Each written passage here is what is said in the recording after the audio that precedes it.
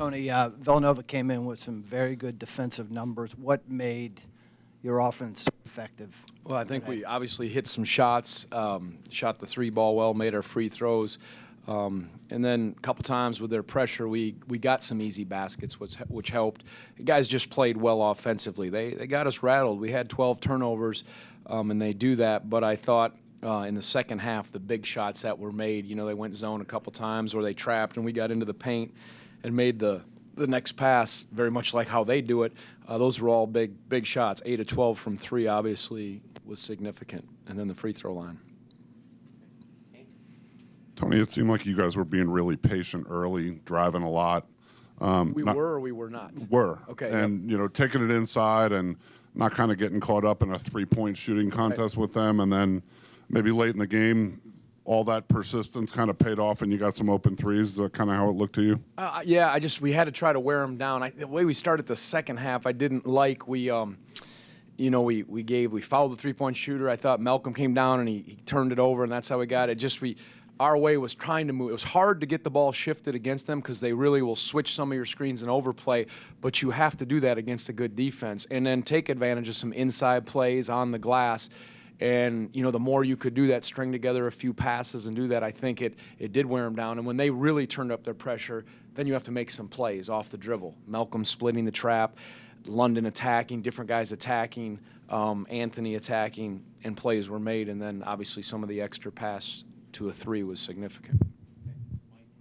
I know it's different at home, but were you happy with the way you started, the energy level, the things we talked about kind of going in? Yeah, no, except the second half. Now we got to work on. No, that was just for a short moment. But they did. You had to.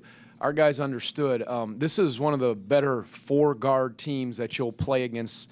When Jenkins starts shooting the ball, that becomes an issue, and all 3 or 4 of their perimeter guys can really attack. I'll tell you a key, and it'll go unnoticed, not to me. When we were able to put Mike Tobey in, I told him, I said, you're a foul magnet. I said, we got to figure this out. You're picking up these fouls so quick, and we can't keep you out there. But when he came in and he guarded Ochefu one-on-one, and we didn't have to trap, boy, I thought that was a pivotal thing for us because he really did a good job in those stretches defensively. Of course, he had the nice putback, but that was, I think, a little thing that made a big difference. They made us pay a couple times when we didn't block out or we stood and lost vision, and boom, they got easy hoops, some breakdowns defensively, but our offense was good enough today. Tony, piggybacking on the Tobey point, were you as pleased with your second half defense as the numbers would indicate? I mean, they shot 57 in the first half and only 43 after intermission. Did you think your defense was that much better in the second half? Here's what I thought defensively. I thought we had some great stretches of defense. I mean, we were swarming, we were in position, and they're always probing and testing you.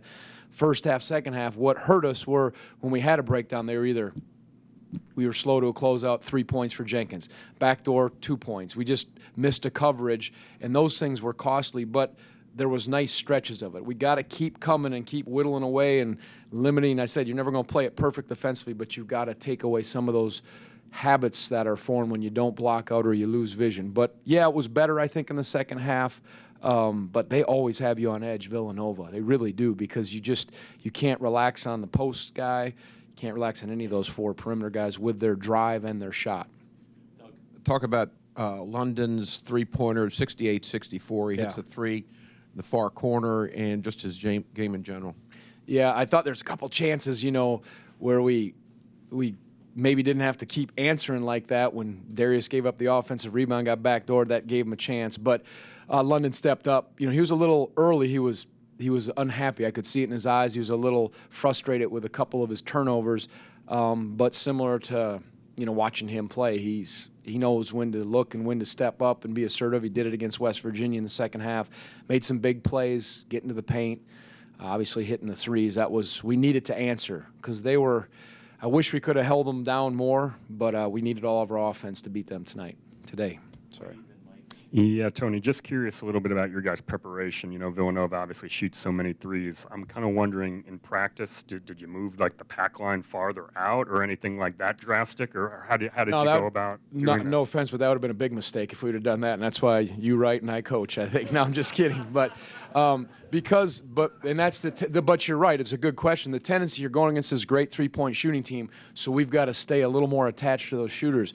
You start doing that, then it opens up the gaps. So you have to start with first things first. And we almost tried to dial it in and tie it tighter and say we are going to be tighter in the pack, so all we have to do is make one movement to a closeout.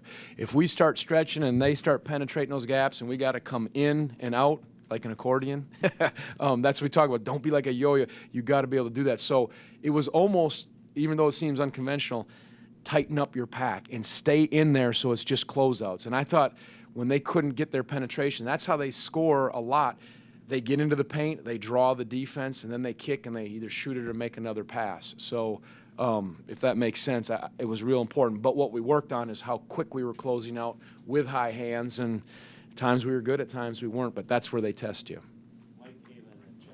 Darius had a couple big buckets, especially in the first half, those baseline dunks. What have you seen from him, and how good is he at kind of sort of fitting into whatever you need on a given night? Yeah, he did some good things. He had, some breakdowns, as all the guys did, that were costly. But no, he's a talented player, and he's a good ball handler. You can see that. Slashes, gets deflections. So very happy with, all those guys, the way they stepped up. Devin gave us a nice lift, even though statistically you wouldn't see it. And Mariel didn't practice much this week. He had a minor concussion, and then he got stitches in his eye, so he was out. Hopefully it let his wrist heal, but he gave us a nice bucket. So all those guys, that's important. Of course, Malcolm and London, but back to Darius, he provides that slashing and that length that can create some buckets for himself or others. Coach, why did you want to go with Wilkins tonight to start, and what did you see from him? He had 2, I think, good offensive rebounds early on. Yeah, he did. Very active. Again, you look at their 4-man, Jenkins, who, had 19 in the second half. You look at how we finished against West Virginia, and I just like the way Isaiah, at least to get us started, he hasn't started yet, but he's mobile, he's alert, he brings that glue kind of guy to the defense that we need, and matchup-wise it worked out, and then we just went with Anthony, and, I thought they responded well to that.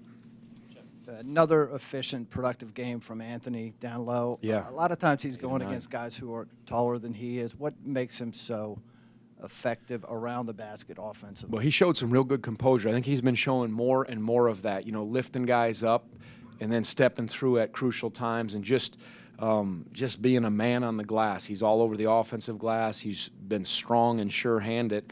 And it was, I think he's played some real good games for us the last 2 or 3, and it's good to see.